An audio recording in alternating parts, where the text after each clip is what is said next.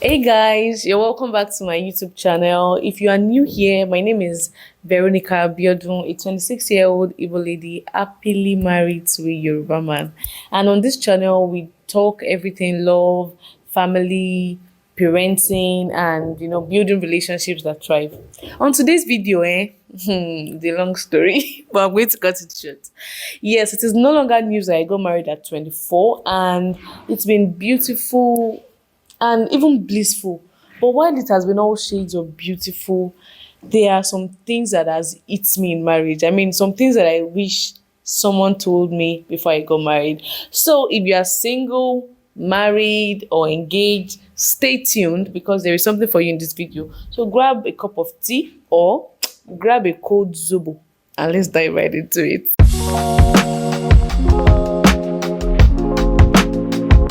So first off, I'm going to start with this one because it is the one that is most talked about, but I think that people don't really get to understand it until they are in it, which is that love in itself is not enough. Well, I mean, I say that out of a perception of what most people see love as, which is that most people see love as that tingling feeling where you're feeling giz, that feeling that is almost like unreal. Yeah, so I say that out of that perspective. Yes, perspective. So I'm coming from that perspective, right? And love itself, or that kind of love, is not enough in marriage. Oh. You are go clear. So you have to be committed, and sometimes when things go sour or things get to, when you are almost tired and you're like, what am I even doing here in first place? Love by itself will no longer drive you. What will now be driving you is your commitment, to that marriage and to stay.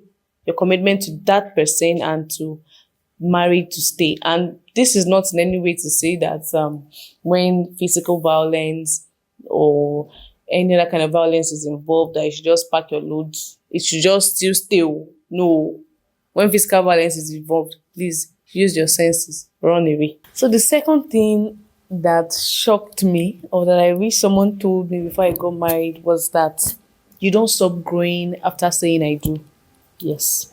And when I say this, I'm saying it from your perspective. Like when I say it, I'm saying it from my perspective, not from the perspective of pointing the finger to my partner.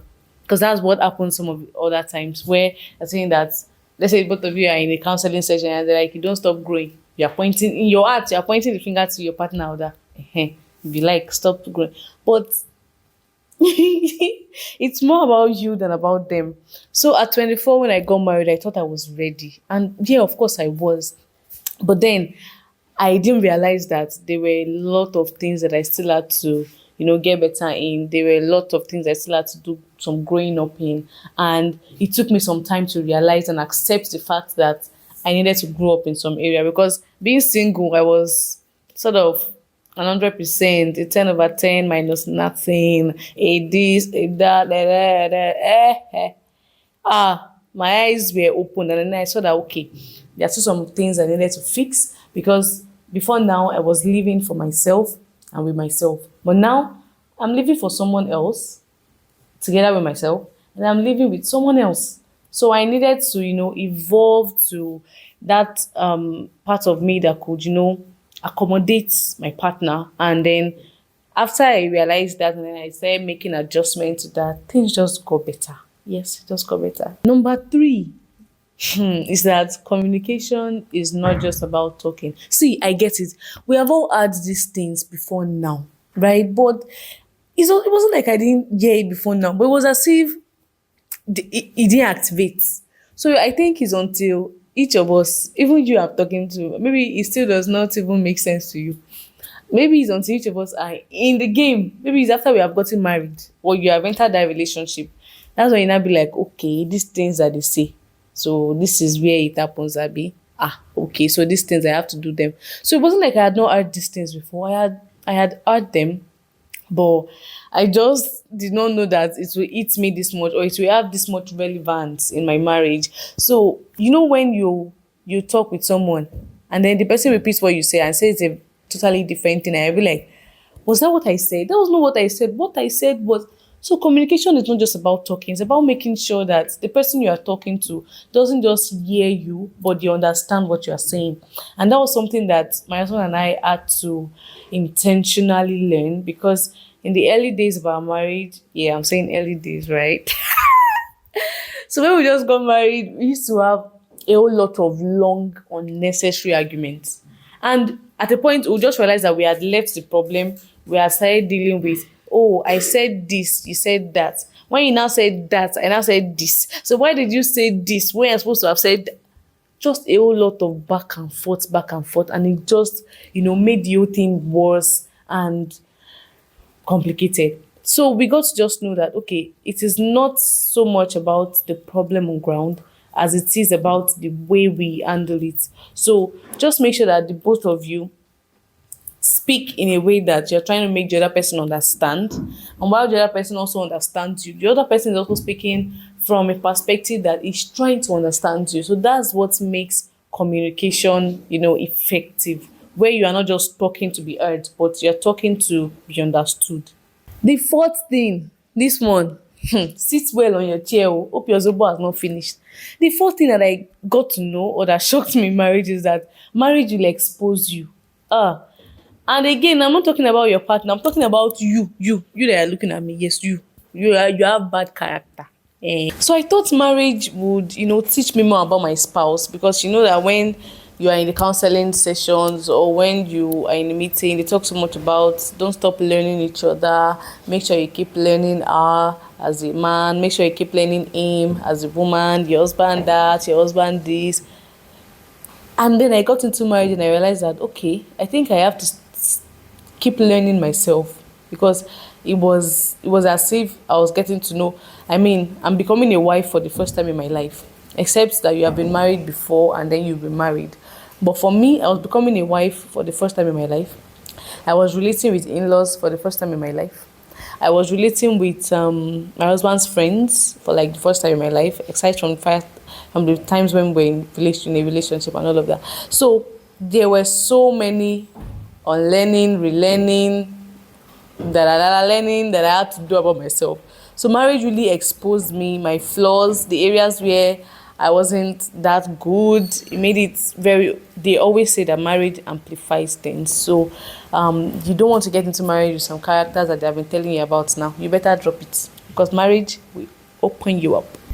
So guys, if you have watched this video to this point, just hit the subscribe button and like this video so that YouTube can show it to more people and we can be many. So number 5 is the culture shock. It is no longer news that I got married to a Yoruba man. And while my husband was not the deep overzealous Yoruba person, well, he speaks his Yoruba language, he takes so much pride in it, but we didn't really have much issues. But I realized that the issues we had were not about the culture clashes. It was more about the way we individually did things. But for some other people, you are Igbo, you're getting married to a Yoruba man, or you are Calabar, you're getting married to an Igbo person, culture clash will shock you. And some of those things, I feel that we don't get to see them during relationships until we get into marriage. But for my husband and I just got to realize that some of the culture clashes that happened was, let's say, in the area of food. In my house, rice is not just rice. No, there is how I cook my rice. There is how he prefers, I mean white rice. And there is how he prefers his white rice to be cooked. No matter how I cook my own, and it looks like the way he likes his own, he knows that it's not the same way. So I had to learn to cook rice, because I know that doing it his way would not do me anything. But doing it my way still would affect him. So I had to just learn to do it his way. And then we had peace. But did I learn in the first month, the second, third, fourth, fifth, sixth month? I didn't. I did not. Because we all have pride now. I mean, right? So there were a lot of culture clashes. And the way I relate with his mom, my mother-in-law, is not the way I would regularly relate with my mom. Igbo people, they say we know to get respect like that. But not. Okay, all right. So if you're African, you have respect. But, it is different with the Igbo and the Yoruba. And so that's also sort of shocked me, sort of, and I learned through it. I learned through it, and I am still learning. So I'm going to talk about just two more. You see this one, you need to learn it. If you have to go to a school to learn it, you better do. Which is that you need to set boundaries, and I mean healthy boundaries. When you were single, your friends were your husband's friends were your friends, and then everything was going on fine. But I got to realize that in marriage, you don't just do things, you don't just let things run on auto drive. You need to be able to seize some things, and that includes the boundaries that you set in your marriage. And I mean, I'm talking about boundaries with families and friends. Now, when we were dating, there was one of my friends that was a friend of my husband. I had to intentionally tell her that no, you cannot disrespect my husband. Not directly, right? So the way you talk to my husband should show that you have some sort of respect for him, right? So in marriage also, our friends don't just how do I put it? They don't just pop up on us in our house. You have to tell us you are coming. If you don't tell us you are coming, you will stay in our house. If you knock our door, we are unlikely to open, except we already know you are coming. But if we are inside and you knock, it's like an auto response from your husband, and we will just no answer. We will just no answer. So in marriage, we have been able to set boundaries, even with our parents. They don't just pop up on us. We are able to let them know that, okay, you need to tell us you are coming, and you need to tell us how long you'll be staying. So you have to set those boundaries. Don't be scared, because if you don't do it in the early times of your marriage, you're going to meet it in front. And when you meet it in front, at that time, it's already like, did we just start coming to your house without telling you? Oh, girl, now wow, money don't come. You have changed. You get those kind of things. So you need to set the boundaries as early as you can, even with your friends, even with your neighbors, even with your parents, even with your siblings. You need to be able to tell, because now you are married. Don't just let them, turn things the way they like in your home. Be able to set that boundaries, and I tell you, everybody will be all right. So lastly, this one is the one that sweets me. So marriage is fun when you make it fun. Yes, marriage is fun when you make it fun, because there's something my counselor always says. She says that marriage is in itself does not have a personality. Marriage in itself is neither good or bad. It is the two people that come into it that decide what it becomes. So when you hear people say, marriage is scam, no, it is the two people that came into it that are scam. So let them tell you how they scammed each other and then painted it to you as if marriage is bad. So marriage in itself is pure, untouched, and sincere. So it is the two people that comes into it that determines how their own marriage now play out. So for your marriage is fun. I don't tell you how much I'm enjoying it, but you have to put in the work. It just doesn't happen like that. You have to put in the work. You have to make it fun. You have to plan fun activities. You have to plan how. So in my house, let me just give you a little hint. So in my house, there is how we do our thing. There is how my husband and I, just sometimes play around like children. And it is always fun. It will be the two of us in there, and we'll be laughing. Yes, because we decided, to include that part in our marriage. If what makes your marriage fun or your relationship fun is the both of you going around with strong face and boning up and down and carrying national problem on your head, that's what makes it fun for you. Perfect. Anyways, that was a joke. But I'm just trying to say that you need to put in the fun in marriage. And that's when you can say, I'm having a good marriage. When you hear people talk about their beautiful marriages, they put in the work.